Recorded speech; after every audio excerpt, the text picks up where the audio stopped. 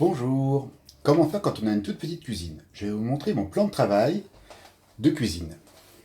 Voilà, j'ai environ 60 cm de largeur et de disponible 40 cm de profondeur. Donc j'ai ma bouilloire, indispensable, mon super blender et mon extracteur de jus.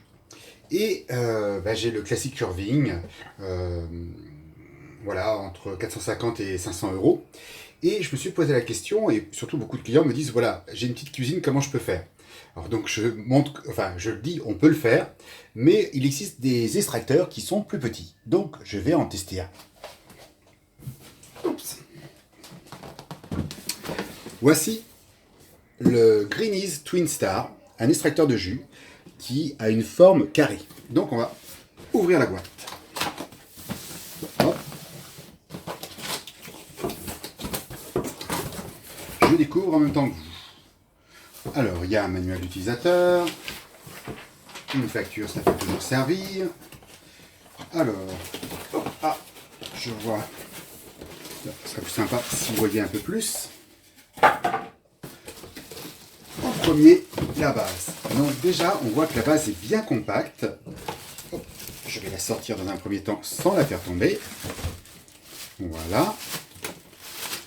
Est-ce que je peux...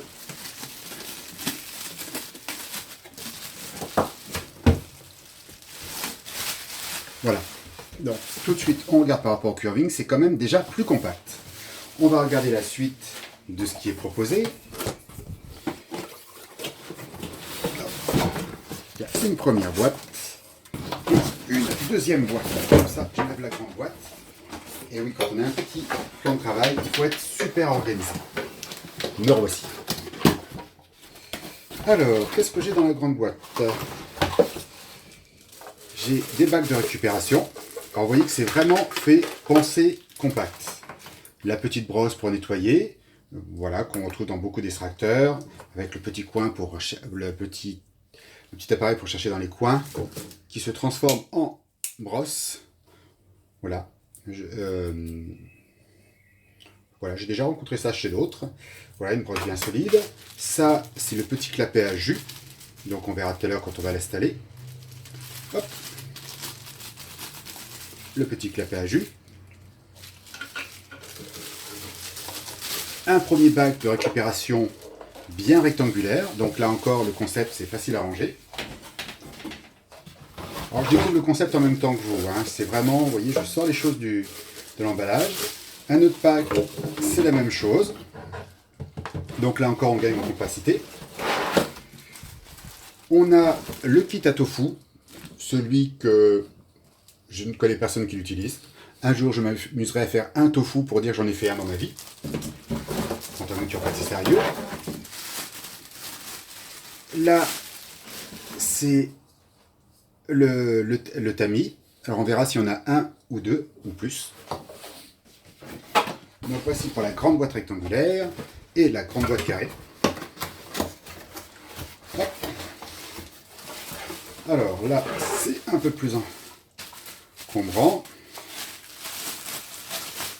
Et voilà, vous avez la tête avec une petite flèche de repère, et bien ça tombe super bien. Hop, l'un tombe l'un dans l'autre. Bon, a priori, il faudra que j'enlève le carton pour comprendre. Donc, vous le découvrez en même temps que moi. Donc, j'ai la base. J'ai une tête. Alors, je vais déjà enlever tout ce qui est en plastique. Déjà. Donc, il y a une spécificité. Oh, ça va, c'est assez intuitif. Il y a deux entrées. Donc, on verra l'intérêt des deux entrées ou pas très prochainement lors de l'essai. On retrouve, voilà, la petite raclette pour nettoyer la paroi, le tamis fin, donc qui sert à faire les jus en général, la vis, alors c'est une petite astuce, elle est équipée de deux entrées, donc elle broie en quelque sorte 2 fois plus vite, sachant que je crois qu'elle tourne à 30 tours minutes, oui, exactement. Bon, sachant que très sincèrement, dès qu'on est au-dessous des 100 tours minutes, un extracteur est parfait, hein, ça ne chauffe pas. Voilà, on a le bloc extracteur, le petit clapet anti-retour, l'endroit par lequel va sortir la pulpe, et l'endroit par lequel va sortir le jus, et sur lequel on rajoute tout de suite le bouchon. Voilà. Alors vraiment, j'ai l'habitude des extracteurs de jus, mais je le découvre en même temps que vous. Donc, j'essaie de le monter, je mets, sans lire le mode d'emploi bien sûr, je mets la petite flèche en face de la flèche, qui me semble relativement logique. Là, j'ai le tamis, alors il y a un petit point de repère, donc en général s'il y a un point de repère, il faut chercher le point de repère sur. Donc là, le point de repère est exactement à l'opposé de la flèche. Les deux points de repère sont ensemble. Et maintenant, alors, voilà, je tourne d'un quart de tour et c'est parfait. Donc par contre, il faut bien le ranger par rapport à l'endroit où je vais le mettre, sachant qu'il me faudra, voilà, 2 bacs comme ça, plutôt comme ça pour bien optimiser. Donc c'est vraiment le Greenies semble vraiment optimisé pour la cuisine, puisque si je le compare, wow, il est plus lourd. Oui, il est plus lourd. Si je le compare au curving, voilà, on gagne en compacité, c'est-à-dire que c'est vraiment un carré. Je crois que ça fait 15 cm sur 15 cm, plus ou moins. Alors à la base, hein, puisqu'il y a les parties qui dépassent. Alors que là, on est plutôt dans les 25 cm sur plus de 15 cm aussi. Donc là, on est plus encombrant en largeur, en profondeur. Voilà, et pour la hauteur, c'est pas grand-chose et c'est rarement ennuyant en cuisine. Voilà, et bien c'est tout pour aujourd'hui.